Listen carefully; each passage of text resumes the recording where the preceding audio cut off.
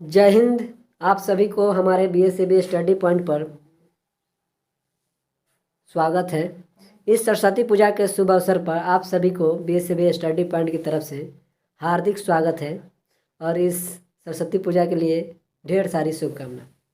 चलिए हम लोग चलते हैं, इतिहास के कुछ क्वेश्चन हैं उसको सोल्व करते हैं। चलिए, क्वेश्चन पहला क्या है कि भारत आने से पहले बाबर कहाँ का शासक था? ऑप्शन ए है फरगाना, अफगानिस्तान, यूनान, अरब। इसका आंसर होगा अफगाना, फरगाना। ठीक, आगे दूसरा क्वेश्चन है, अकबर ने टोडरमल को दीवाने अशरफ कब नियुक्त किया था? ऑप्शन ए 1582, 1583, 1584, 1585 और इसका आंसर हो जाएगा 1582। ठीक, देखते हैं अगला क्वेश्चन। औरंगजेब ने अपने जीवन का अंतिम भाग कहाँ बिताया था? पश्चिमी भारत में, उत्तरी भारत में, पूर्वी भारत में या दक्षिणी भारत? इसका ऑप्शन होगा D4, दक्षिणी भारत में। ठीक, आगे बढ़िए। भारत का प्रथम मुगल शासक कौन था? ए बाबर, बी अकबर, सी शेरशाह सूरी, डी बलबन। हम लोग को मालूम है कि बाबर 1519 ईस्वी में भारत आया था और अपना पहला युद्ध 19 में लड़ा था और दूसरा युद्ध हम लोग पूरी तरह से जाने तो दूसरा युद्ध लड़ा था 1526 ईस्वी में। ठीक, अकबर ने दीने इलाही कब शुरू किया था? 1562, 64, 1579 और 1582। इसका आंसर होगा 1582। ठीक, अगला क्वेश्चन है, ताजमहल का निर्माण किसने करवाया? ए अकबर, बी जहांगीर, सी औरंगजेब और डी शाहजहां। इसका होगा D4, डॉग यानी शाहजहां। एक चीज़ और आप लोग को हम बताते चले कि लास्ट तक बने रहिए। हम मुगल वंश के सभी जितने भी है शासक है सब का नाम आपको लास्ट तक हम बता देंगे। लास्ट तक एक सीरियल वाइज हम आपको करा देंगे। अगला क्वेश्चन है, अकबर ने तीर्थ यात्रा कर समाप्त किया कब? तीर्थ यात्रा ये है कर, याद रखिएगा, कर मतलब टैक्स समाप्त कब किया? 1563 में, 1564 में, 1565 में, 1566 में। इसका आंसर होगा 1563। दीने इलाही धर्म की स्थापना 1582 में और जो एक टैक्स था इसकी समाप्ति कब किया है? 1563। अगला क्वेश्चन है, किस मुगल शासक ने दास प्रथा समाप्त किया था? दास प्रथा समाप्त करने वाले मुगल शासक का नाम बताएं। ठीक है, ए बाबर, बी अकबर, सी शाहजहां या डी औरंगजेब। इसमें आपको चूज करना है कौन होगा। तो देखिए,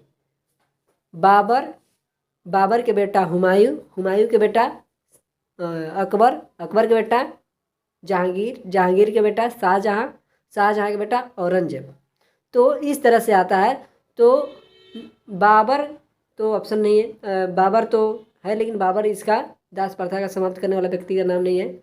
ये है बी अकबर। दास प्रथा समाप्त करने वाला व्यक्ति का शासक का नाम क्या था? तो अकबर। अगला क्वेश्चन है, दीने इलाही किससे संबंधित है? अभी इससे पहले हम बताए थे दीने इलाही 1582 ईस्वी में शुरू किया था। किसने? दीने इलाही किससे संबंधित है? तो अकबर से संबंधित है।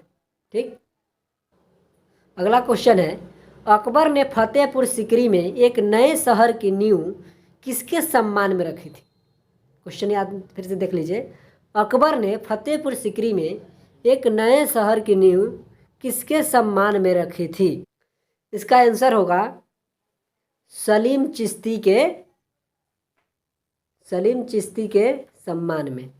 और इसी से प्रभावित होकर जहांगीर का नाम सलीम के नाम से भी जानते हैं। सलीम किसका नाम था? तो जहांगीर के रूप में जानते हैं। जहां पना सलीम ने अनारकली से मोहब्बत की। चलिए अगला क्वेश्चन है, मुगल सम्राट अकबर का राज्याभिषेक कब हुआ था? 1530 ईस्वी में, 1545 ईस्वी में, 1556 ईस्वी में, 1566 ईस्वी में। तो इनका जन्म हुआ था 1556 ईस्वी में अमरकोट में। हाँ, अमरकोट में हुआ था। अब इसको आगे भी क्वेश्चंस है, अभी इसके लिए थोड़ा सा वेट कीजिए, वो भी आपको समझ में आ जाएगा कि अमरकोट कहाँ पड़ता है। ठीक, चलिए आगे बढ़ते हैं दूसरे क्वेश्चन।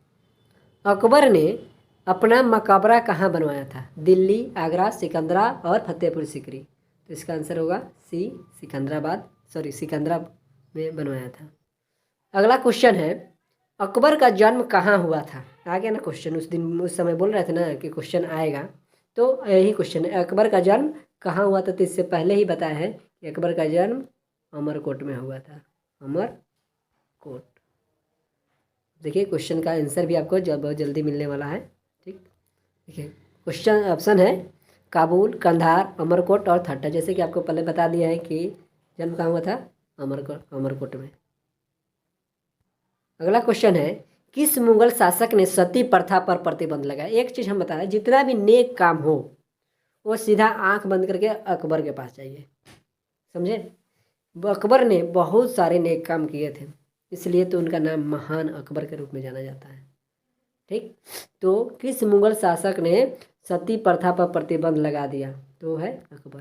देखिए अकबर तो थोड़ा पढ़ा लिखा कम था, लेकिन बहुत ही क्या बोलते हैं, आपस जो भी प्रजा थी उससे बहुत घुल मिल कर रहता था। तो अनपढ़ व्यक्ति होता है ना, क्या होता है कि कोई भी काम करने से 10 आदमी से ज़रूर पूछता है। तो अकबर अनपढ़ ही था, लेकिन सबसे महान राजाओं में, शासकों में से एक था। जितने भी मुगल शासक हुए बाबर के बाद, तो उन सभी में बेटर था अकबर। चलिए अगला क्वेश्चन है, जजिया समाप्त किस मुगल शासक ने किया? पहले समझ लीजिए कि जजिया क्या है। तो वैसे लोग जो मुस्लिम नहीं थे उनको टैक्स देना पड़ता था, यानी गैर मुस्लिम को। जो मुस्लिम नहीं थे या तो मुस्लिम धर्म को अपना ले या उसके बदले में उसको टैक्स दे। तो वही था जजिया। जजिया एक प्रकार का टैक्स था। तो इसे समाप्त करने वाले व्यक्ति का नाम बताइए। तो हम आपको पहले ही बताया है कि जो सबसे अच्छा काम करेगा, अच्छा काम करने वाले व्यक्ति का नाम अकबर। इसमें सबसे बढ़िया अकबर ने जजिया कर को सब। चलिए अब अगला क्वेश्चन है, अकबर ने इबादत खाना किस वर्ष स्थापित किया? अब हम आते हैं इबादत खाना के ऊपर कि इबादत खाना किस वर्ष स्थापित किया गया।